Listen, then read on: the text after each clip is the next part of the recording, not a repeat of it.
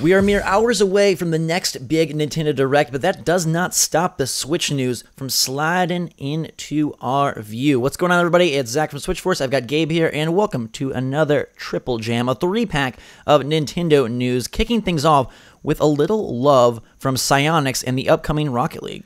So, director Corey Davis has confirmed that cross-platform parties are finally happening. And there is a little bit of a caveat here because PC players and PS4 players have been able to play together for a while. We've actually done this with friends of ours. But now they're saying that they're implementing a friend system for the game. And, you know, friends that are on PC and Xbox and Switch will all be able to play together. I believe PS4 is the one that they still couldn't get in there as far as cross-platform play. So the cross-platform play isn't the new part. It's just the game's own friend system that you will be able to be in a party with them. That's the new aspect here, and that's going to be coming to a future update. They're bringing that update to PC first, but it is coming to Switch as well. And that's really, really exciting. This is something that people have been wanting, to party up with people on other platforms. And absolutely. Yeah, I think this is a fantastic thing. It helps integrate the Switch into the already established console ecosystem. And, Davis did say that we're still talking to partners, so they still are working with Sony to see if maybe they can get them to budge on that PlayStation to Xbox party restriction that they currently have going on. But yeah, I think this is excellent, and it is a great way to keep the player base big. I still feel like Rocket League will be a great seller on Switch in its own little world, but I think now expanding that out just really guarantees that you're going to get good Rocket League games for pretty much as long as the game runs, right? I do want to just one last thing though. Another little caveat, and we will have the link in the description for this full article so you can read it yourself. But another thing that they're unclear of is the chat system. How's that going to work? Because chat on Switch is a little bit different than it is on other consoles. A little bit. And cross-platform chat is not something that can be easily done at all. So you're probably going to need to use Discord or chat or Skype. Sorry. Another means of chatting, but yeah, I just wanted to throw that out there before people say anything.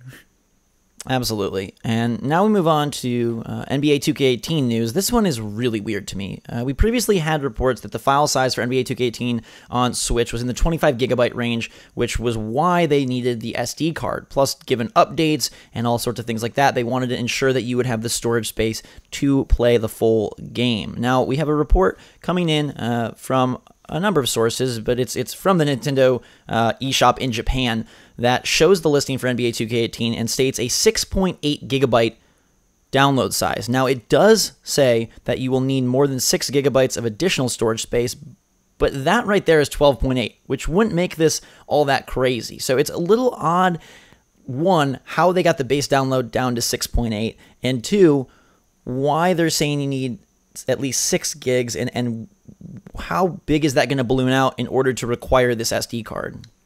And it's weird. The numbers don't match up. The conflicting stories, obviously don't match up. This game's existence has just been really, really strange and odd. And it's out this coming week, right? So something is gonna. It's out in less than 2 days. Yeah, and we still don't even know fully how this is going to go. I do wonder if that 6.8, maybe that's just like, how when you download it on PS4, Xbox One, you get like that demo play where it's like an NBA Finals rematch or whatever? Yes, that's exactly I almost what wonder I was thinking. If that is how they're sort of qualifying this base download, but it's super strange. And, the game, by all accounts we've seen and read, seems stellar. So as long as that works out, all is well. I just can't wait to get past this initial launch so all of this confusion is cleared up and we don't have to deal with what is going on, because this has been one of the weirdest and most unclear lead-ups to a launch that I've ever experienced. Does it still need an SD card if it's 6 gigs? That's what they're still saying. Yeah. It still says that you need an SD card, and I think it's probably because they're we mentioned patches or updates or things of that sort, but I don't know why then it doesn't say you need more than 12 or more than 20 or more than it's odd to say the least. We're not getting a physical version for nearly a month, and then now the file sizes are all over the place. So stay tuned for Friday when we find out what happens. We'll update you guys then. Also Friday, there has been a surprise Salmon Run Splatoon 2 update. Mr. Grizz is making some moves. He says for the 9:15, this is 8 p.m. Eastern on 9:15 on Friday, Salmon Run shift, recruitment weapons are not fixed until you arrive on site. Furthermore, I seem to have misplaced some personal items. If you see anything, do not take it with you, and please do not say anything. So this is for the Salmon Run shift, 8 p.m. Eastern to 2 a.m. Eastern on Sunday. What is going on? Well, again, more speculation. This tweet isn't super clear, and it's a very good translation from a user on Reddit, Frozen Panda Man. Shout out to him. So, a couple of trains of thoughts. One, people are saying now you can bring in whatever weapon you want to Salmon Run because there's no fixed weapons. That's what they think it means. Other people are saying no, you're probably still getting random weapons, but instead of just being like a set of like 4 or whatever it is currently in Salmon Run, you're gonna have a random weapon from every weapon that you have available in the game. That's another possibility. So what I think is that you're going to be able to bring in your own weapon. That's what I'm thinking. But to me, the more exciting thing is where he says, furthermore, I have misplaced some personal items. I think that means that there is going to be like weapon drops in the middle of the map. So let's say you're using a splat dually and you want to use a roller, and it spawns randomly. You got to go get it, like something like that. Like Halo does that a lot. Power weapons, almost. I think that's what's happening. I think that's what he means by misplaced personal items. But at this point, that's all speculation. I just think that it's like fantastic that Salmon Run is getting a cool little event like this.